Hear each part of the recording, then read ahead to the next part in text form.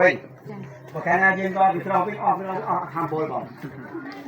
កន្លងនេះដល់ទីអស់ខាងពលនេះអញ្ចឹងយើងឡើងនេះខាងពលយើងឡើងនេះអស់តែតិចទេហើយចំណាយមកឡើងនេះដល់ទៅនេះទៅថយវិញអញ្ចឹងឥឡូវនេះយើងនៅទីដៅកន្លែងនេះដល់កន្លែងនេះគឺព្រះអង្គធំនេះព្រះធំណាខ្ញុំធ្លាប់ឡើងទៅឈរក៏ពីព្រះមិនតាន់ដល់ទេបាទខ្ញុំឈរលើស្មាព្រះពួកហើយคลิปព្រះសិទ្ធិពងតកែចតកែព្រះនេះគឺតម្លាក់ប្របាយបើកណាទីបែរទីជើងមួយជើងអត់ទេតែថានេះបែរទីជើងមួយតែប្របាយមកដាក់ប្របាយបាទធំមែនតើហើយបើនិយាយទៅសវិហាបើយើងបានឃើញទៅសវិហាគ្នា5នាក់បានអត់ជុំតោងដៃគ្នា5នាក់បានអត់ជុំមកខ្ញុំធ្លាប់អោប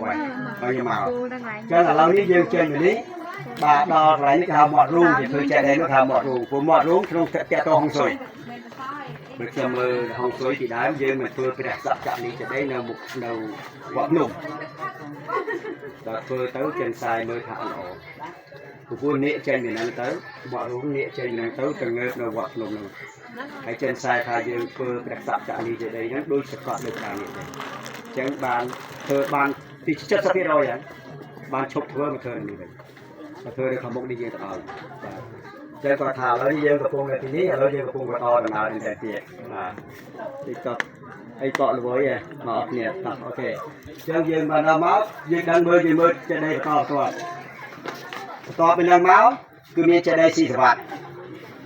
ពួកវត្តដងនេះភ្នំចតុរនេះជាកន្លែងបូជនីយដ្ឋានរាល់ធាតុព្រះមហាក្សត្រនឹងសោយទីប្រគុតទៅតែនិយមមកតម្កល់ធ្វើចេះដីនៅលើហ្នឹងពួកពីដើមយើងមានជំនឿទាំងប្រាសាទភ្នំជាកន្លែងបាទធំសំខាន់ចឹងគឺតាំងពីស៊ីកវត្តមកបើនិយាយរួមតាំងពីព្រះអង្គឌួងបាទអង្គរបស់គាត់ព្រះអង្គឌួងគឺហ្នឹងអង្គឌួងនិយាយបាក់ស្ពីមុនព្រះអង្គឌួងមកនេះគឺព្រះស្រីសូរ្យពរត្រៃត្រឹងស្រីសូរ្យពរបាទហើយបានមកអង្គឌួងស៊ីកវត្តក្រោយមកឥឡូវនេះយើងឃើញថាចេះដីព្រះអង្គឌួងបាទគឺគេយកធាតុហ្នឹងទៅដាក់នៅពហិបកែមរកតហើយគេធ្វើថ្មីក៏នេះមានជាតំណាងអាកន្លែងចាស់នៅដែរប៉ុន្តែធាតុគេយកទៅនោះហើយបាទតែយើងចេញយើងដើរពីច្រាស់វិញយើងចេញពីពហិនេះមកយើងចូលមាត់រូងចេះដីមាត់រូងនេះហើយបានចូលដល់ប្រទេសដីស៊ីសវត្ត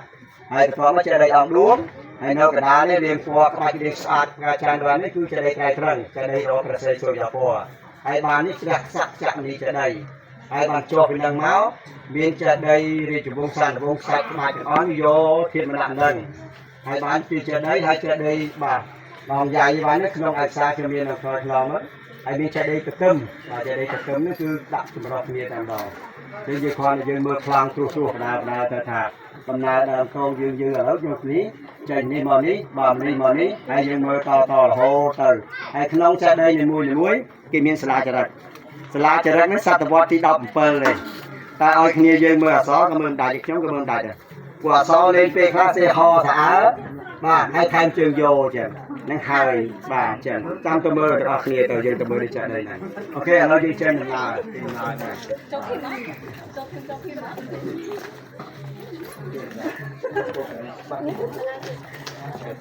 ណា